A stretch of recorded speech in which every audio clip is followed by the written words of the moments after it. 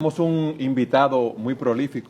César es doctor en Derecho, tiene un doctorado en Historia, en Teología y Filosofía.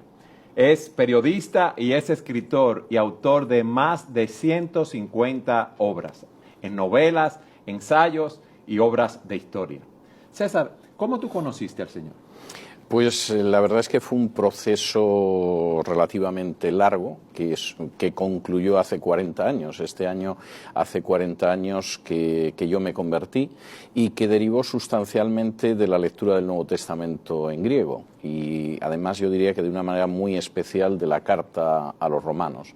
Es precisamente leyendo la carta a los romanos como en un momento determinado yo veo en el primer capítulo como Pablo sienta en el banquillo a aquellos que no eran judíos, aquellos que solamente conocían la ley natural, como en un segundo capítulo de la carta a los romanos sienta también a aquellos que conocen la ley de Dios y también son declarados culpables, y finalmente en el capítulo 3 muestra que todos estamos bajo pecado, que no podemos alcanzar por nosotros mismos la gloria de Dios, mucho menos merecer, ganar, comprar, obtener la salvación, y que la única salida al final frente a un Dios justo, que nunca declarará justo a un injusto, es el hecho de recibir mediante la fe la justicia de Cristo en la cruz, el sacrificio expiatorio de Cristo en la cruz. Eso es lo que en un momento determinado a mí me lleva a convertirme hace 40 años sin conocer ninguna iglesia evangélica, sin haber asistido jamás a un culto evangélico, sin haber recibido ni siquiera un folleto evangélico, y me va a llevar durante un espacio de aproximadamente 2 meses a ir conociendo a la gente más extraña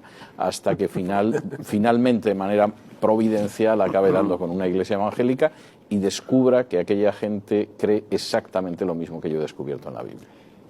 Antes de leer ese Nuevo Testamento en griego, tú que tienes una vida intelectual muy prolífica, ¿qué tú pensabas acerca de la salvación? Bueno, vamos a ver, mi evolución es peculiar. Yo nazco en una familia católica, como en esos momentos yo creo que era pues prácticamente el 100% de la población en España, casi poco menos del 100%.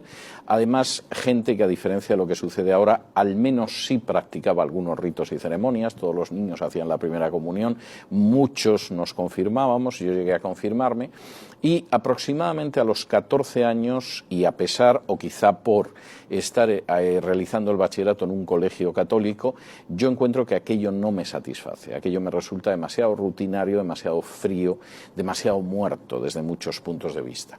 Y en esos momentos, con 14 años, yo conozco a los Testigos de Jehová. Y llegan a mi casa no llegó nadie más que los Testigos de Jehová predicando algo distinto de la Iglesia Católica, y en ese momento yo entro en los Testigos de Jehová, donde permanecí casi 5 años. La salida se produce por 2 razones. Por un lado está el hecho de que yo empiezo a leer el Nuevo Testamento en griego y empiezo a descubrir que la versión de los Testigos de Jehová ha ido falseando textos de la Biblia, lo cual a mí me parece una muestra absolutamente inaceptable de falta de honradez espiritual.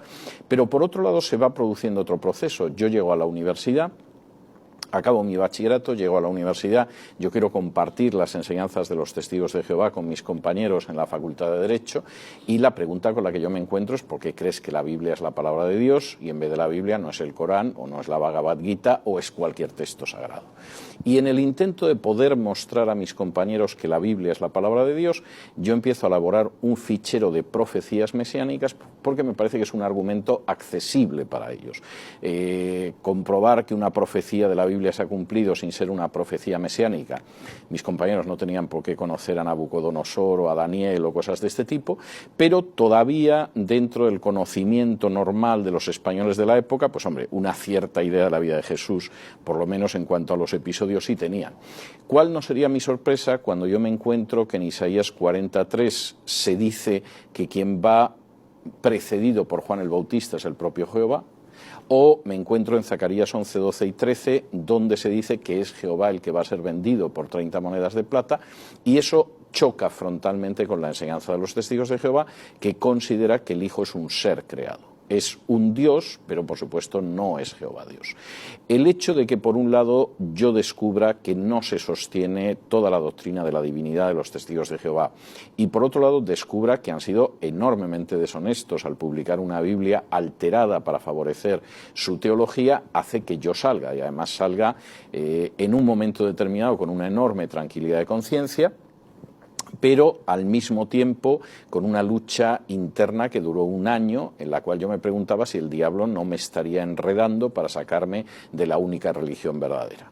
Cuando se produce mi salida, yo no me fío de ninguna traducción de la Biblia. Yo me encierro a leer la Biblia exclusivamente el Nuevo Testamento en griego, el Antiguo Testamento en hebreo, muchísimo más el Nuevo Testamento, y es cuando se produce ese episodio de conversión al que yo me refiero. Una pregunta, antes de continuar con ese testimonio. ¿Ya tú habías entonces estudiado griego y hebreo? Yo había estudiado 2 años de griego en el bachillerato. De hecho, mi lectura del Nuevo Testamento griego es algo también providencial que sucede en la universidad, porque yo había estudiado 2 años griego con las máximas calificaciones en el bachillerato y me daba mucha pena perder el griego.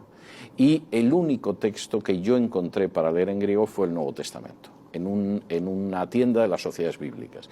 Si hubiera encontrado a Heródoto o Eurípides, pues a lo mejor mi destino espiritual hubiera sido otro, pero lo único que yo encontré fue el Nuevo Testamento. Entonces, en paralelo, mientras iba haciendo mi fichero de profecías mesiánicas y iba leyendo el Nuevo Testamento, confluyeron las dos cuestiones. En ese tiempo en el que yo ya leía con soltura el griego del Nuevo Testamento, es cuando yo empiezo a leer en hebreo también, que no me parece especialmente complicado y que no influyó especialmente en mi conversión. Es decir, hay, si se quiere, algunos pasajes del Antiguo Testamento que pudieron arrojar algo más de luz, pero para mí sustancialmente lo que me lleva a mi conversión es el Nuevo Testamento y en especial la lectura de Romanos. Y una vez que yo me convierto leyendo Romanos, tiene un enorme peso la manera en que a partir de ese momento yo leo Juan. Es decir, yo había leído el Evangelio de Juan en muchas ocasiones, pero el hecho de haber comprendido el mensaje de salvación tal como lo expone Pablo en Romanos, a mí me arroja una inmensa luz a la hora de entender el Evangelio de Juan.